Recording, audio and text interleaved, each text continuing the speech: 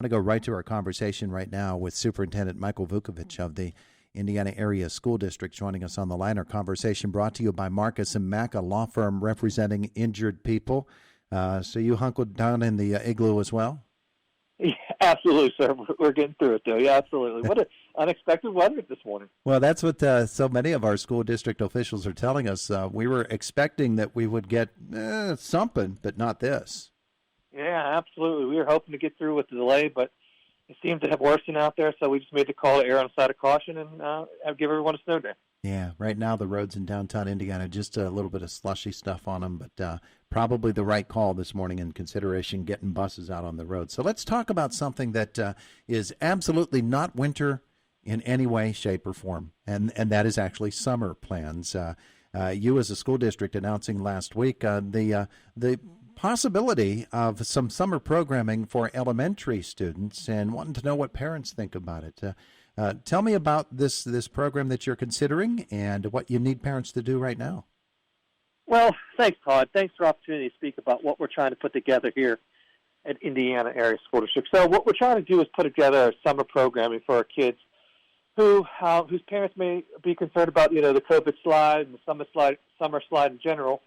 So we're putting together 2 3 or 4 week sessions in June and in August for our families to consider taking advantage of, to bring their kids in to get some additional work and academic programming, interventions, and support. But also for those kids who are high flyers, some enrichment for those kids as well. We just want to be there to support our community and see what their needs are and see if we can provide some additional learning over summer. We value in-person learning, face-to-face learning. We think our teachers are irreplaceable, and we think they could do that great of a job as far as catching kids up from the summer slide, the COVID slide.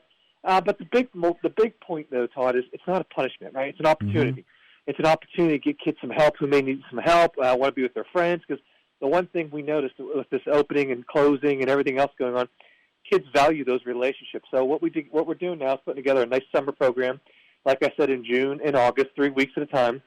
And it's going to be a combination of academics, but also fun. We're going to partner up with some outside agencies to provide some fun activities for the kids, and we'll provide breakfast and lunch. So we're just trying to do our part to make sure kids know they're loved, they're cared for, and there's a stable system of supports for them here in Indiana Area School District. We think back to when we were kids, and we think, when I was a kid, if somebody said to me, you got to go to summer school, I'd say, I'll take as many days off as I possibly can.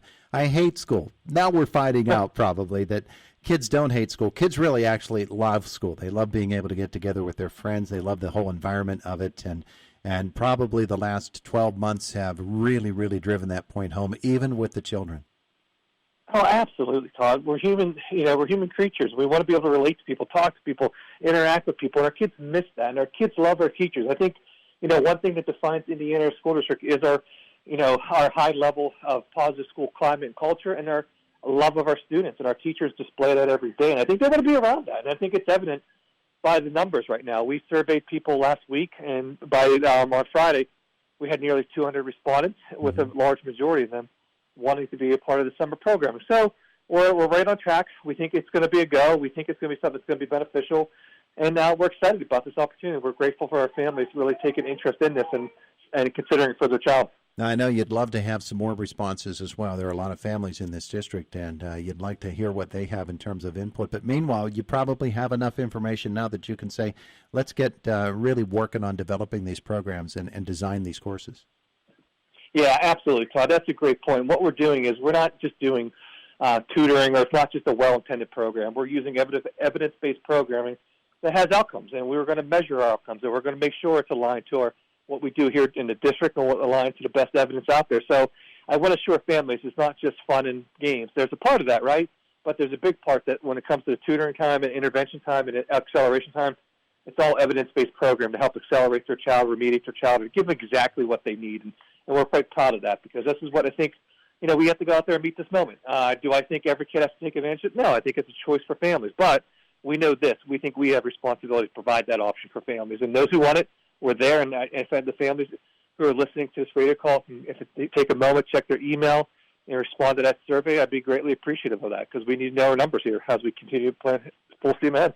We were talking with Matt Joio from Marion Center last hour about the colleges, because state system of higher education in a hearing a couple of weeks ago before the House and Senate, said that they anticipate that there will be a learning gap caused by the pandemic and students who graduated last year and will graduate this year. And so they're actually building that into their educational structure. And we know that from the high school level. Of course, your summer schools are going to go on as usual, and you'd like to boost up any opportunity a student has to get an education there. But it's interesting that you identified the fact of how important it is for elementary students to not only not fall behind, but to get really excited about education. And this sounds like a perfect opportunity to do that.